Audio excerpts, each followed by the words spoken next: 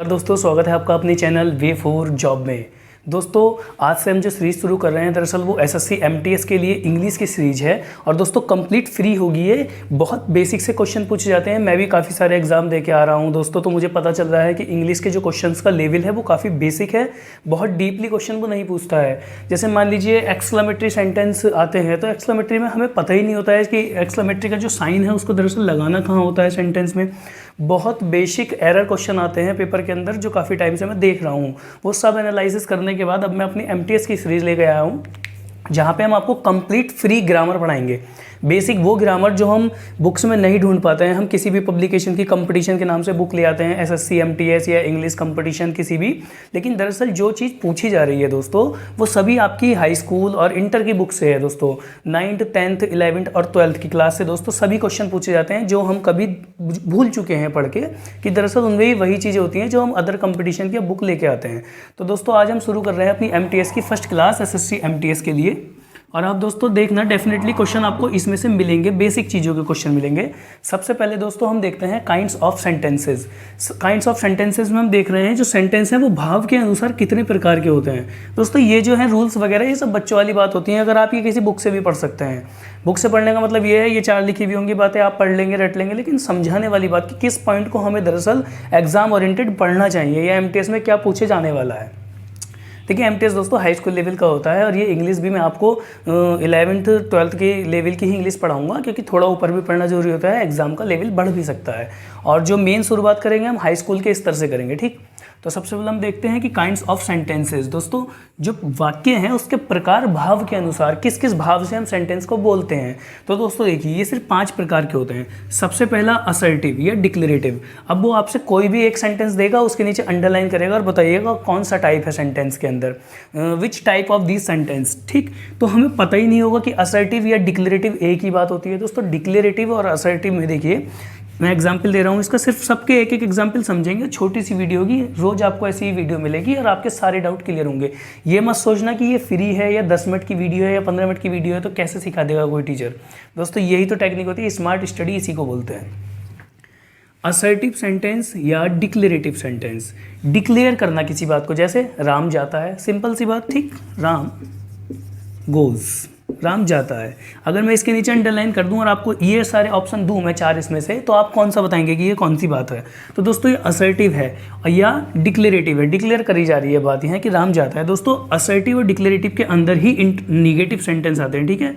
Ram does not go, Ram नहीं जाता है। तो दोस्तों ये दोनों असर्टिव और डिक्लेरेटिव के अंदर आती हैं दोनों बातें जो सिंपल सेंटेंस हम नॉर्मली बोलते हैं, क्योंकि ये हम भाव के अनुसार पढ़ना है। आपने वो भी पढ़े होंगे जो 8 प्रकार के होते हैं, वो अलग चीज़ है। अभी पहले मैं आपको भाव के अनुसार पढ़ा रहा हूँ।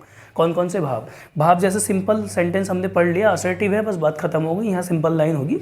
इसके बाद आता है दोस्तों इंट्रोगेटिव। अब इसी का अगर मैं इंट्रोगेटिव कर देता हूँ, डज राम गो, तो दोस्तों ये इंट्रोगेटिव हो गया। तो शुरू के 2 तो आपको सीखने की बिल्कुल जरूरत नहीं है, कोई भी बच्चा बता देगा। और ये क्वेश्चन इस तरह के बहुत कम पूछे जा रहे हैं दोस्तों एग्जाम के अंदर। इंग्लिश बहुत नॉर्मली पूछी जा रही है, पार्ट ऑफ स्पीच से पूछा जा रहा है, नाउन पहचानिए, एडजेक्टिव पहचानिए, ये सेंटेंस को इंट्रोगेटिव में बदलिए। तो इसलिए अब इंग्लिश बहुत हैवी नहीं है, बस हमें जानने की ज़रूरत है, तो वो है हमारी वोकैब, वो भी आपको बताई जाएगी कैसे पढ़नी है। अब आता है दोस्तों इम्परेटिव। इम्परेटिव में हमें क्या ध्यान रखना है, आज्ञा या प्रार्थना। इसके अंदर हम दोस्तों किसी से कोई रिक्वेस्ट कर सकते हैं या हम उसको आज्ञा दे सकते हैं। तो दोस्तों उसको पहचानने का सबसे पहला रूल ये है कि इसके अंदर जो दोस्तों शुरुआत होती है इम्परेटिव सेंटेंस की, वो फर्स्ट फॉर्म से होती है, ठीक। फर्स्ट फॉर्म से होती है, वर्ब की फर्स्ट फॉर्म से शुरुआत होती है। और दूसरी बात आपको ये ध्यान रखनी है कि इसके अंदर सब्जेक्ट छुपा हुआ होता है जो होता है यू, ठीक। तो सबसे पहले हम इसका एग्जाम्पल देखते हैं। मैं इसको साफ करता हूँ।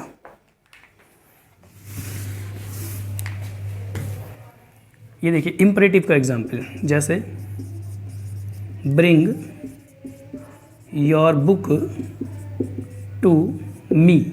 दोस्तों ये पता क्या है, ये हम यहाँ ऑर्डर कर रहे हैं, ऑर्डर दे रहे हैं, मतलब आज्ञा, कि हमारी आज्ञा का पालन करो। और वो आज्ञा क्या क्या निर्देश हमने दिया किसी को, ब्रिंग योर बुक।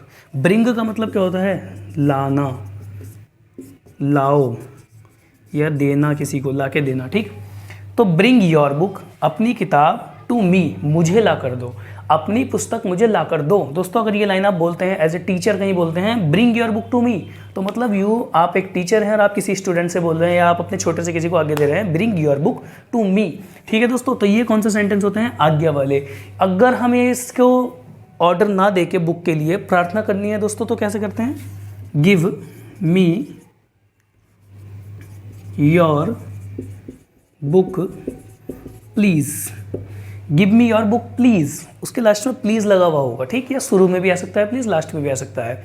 तो ये दोस्तों ये ऑर्डर हो गया आपका, मतलब आज्ञा वाला सेंटेंस हो गया। है ये इम्परेटिव ही, इम्परेटिव के अंदर ही आज्ञा भी होती है, प्रार्थना भी होती है, सलाह भी होती है दोस्तों, ये आपको याद रखना है, ठीक है? अब जैसे इसी के अंदर एक सेंटेंस आता है, हेल्प द नीडी, ज़रूरतमंदों की सहायता करो। तो दोस्तों ये आज्ञा या प्रार्थना या सलाह या प्रस्ताव, आप इन वाक्यों के अंदर इम्परेटिव के अंदर कोई भी लाइन बोल सकते हैं। इम्परेटिव का मतलब ही क्या हो रहा है? किसी को आज्ञा दी, bring your book to me, मुझे अपनी किताब ला के दो। रिक्वेस्ट करेंगे, प्रार्थना करेंगे तो हम कैसे करेंगे? Give me your book please, तो हम प्रार्थना में प्लीज़ का वर्ड यूज़ कर देते हैं। अब दोस्तों हम सलाह दे रहे हैं, हम सलाह दे रहे हैं, जैसे यहाँ दी है हमने, हेल्प द नीडी, हमने सलाह दी है, मैं आपको सलाह दे रहा हूँ कि ज़रूरतमंदों की आप मदद करें, ठीक दोस्तों? और साथ ही हम प्रस्ताव भी रख सकते हैं दोस्तों, ठीक? मैं एक मिनट इसको साफ करके एक प्रस्ताव वाला एग्जाम्पल भी यहाँ लिख देता हूँ। ये होता है दोस्तों, देखिए, let us go to the movie. तो दोस्तों ये क्या है बताइए? ये आज्ञा है, प्रार्थना है, सलाह है या प्रस्ताव है? ये आप सबको पता है कि लेट अस गो, हमें चलना चाहिए, मतलब हमें मूवी के लिए जाना चाहिए। मतलब हम कोई यहाँ उपस्थित है और हम उससे बोल रहे हैं लेट अस वॉक, हमें वॉक पर जाना चाहिए, या let us go to the movie, हम मूवी के लिए चलें, तो ये हमारा प्रस्ताव है। रिप्लाई उधर से ही आएगा, यस या नो में आएगा, ठीक है? तो दोस्तों ये भी इम्परेटिव में आते हैं। तो आपको क्या याद हुआ? आज्ञा में आप आज्ञा दे सकते हैं किसी को, bring your book to me, मुझे अपनी पुस्तक ला के दो। Give me your book please, वो हो सकता है आपका प्रार्थना में। सलाह दे सकते हैं आप, हेल्प द नीडी। और फोर्थ है दोस्तों प्रस्ताव। तो ये चारों सेंटेंस अगर आपके माइंड में फिट हैं तो आपका इम्परेटिव को पहचानना कभी भी मुश्किल नहीं होगा, बिल्कुल भी। इसके बाद एक्सक्लेमेटरी।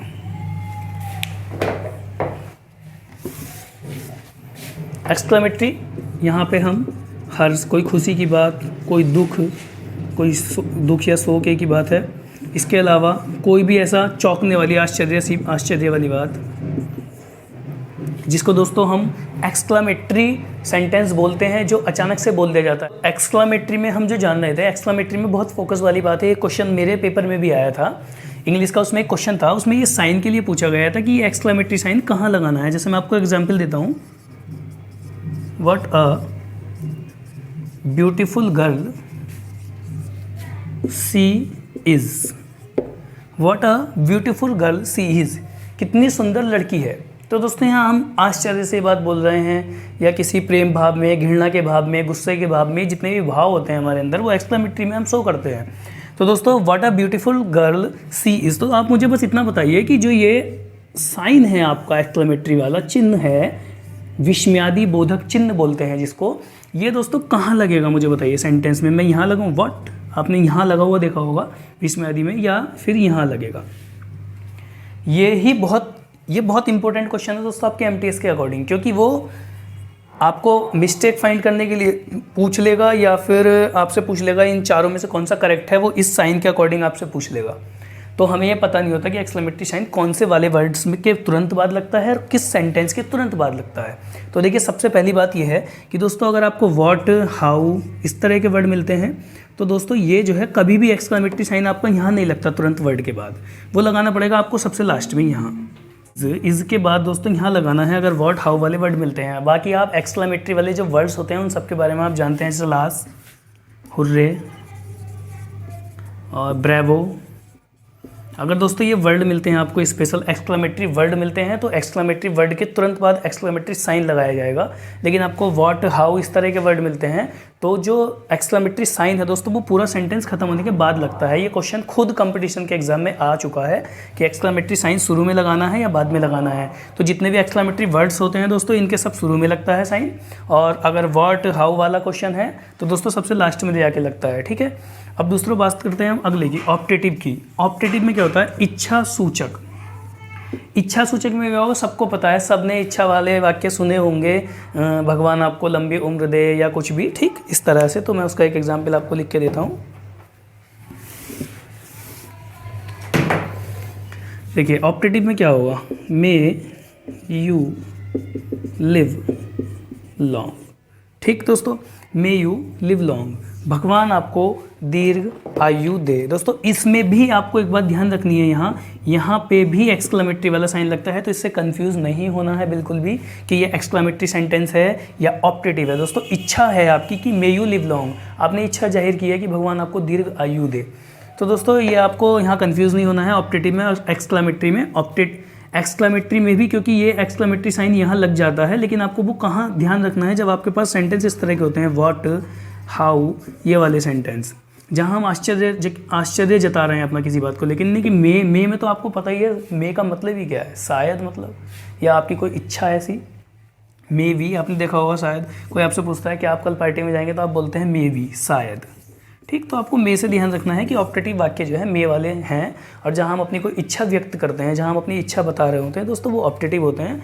इसके लिए मैं आपको एक क्वेश्चंस जरूर लेके आऊँगा जिसमें आपको पहचानना है कि कौन सा सेंटेंस असर्टिव है, कौन सा इंट्रोगेटिव है। देखिए दोस्तों ये इनमें तो कोई इतनी बड़ी बात नहीं है, मेन होता है एक्सक्लेमेटरी और ऑप्टेटिव में हमेशा बच्चे कंफ्यूज होते हैं। तो आपको फोकस कहाँ रखना है, यहाँ पे फोकस रखना है, और कहाँ ध्यान रखना है कि एक्सक्लेमेटरी साइन आपको कहाँ लगाना है। दोस्तों जितने भी एक्सक्लेमेटरी वर्ड्स हैं, वर्ड्स के तुरंत बाद एक्सक्लेमेटरी साइन लगता है, लेकिन अगर वर्ड्स नहीं है वहाँ व्हाट या हाउ से सेंटेंस शुरू हो रहा है तो एक्सक्लेमेटरी साइन सबसे लास्ट में लगता है। दोस्तों आपको कैसी लगी एमटीएस की ये फर्स्ट क्लास, आप कमेंट करके जरूर बताइएगा। धन्यवाद।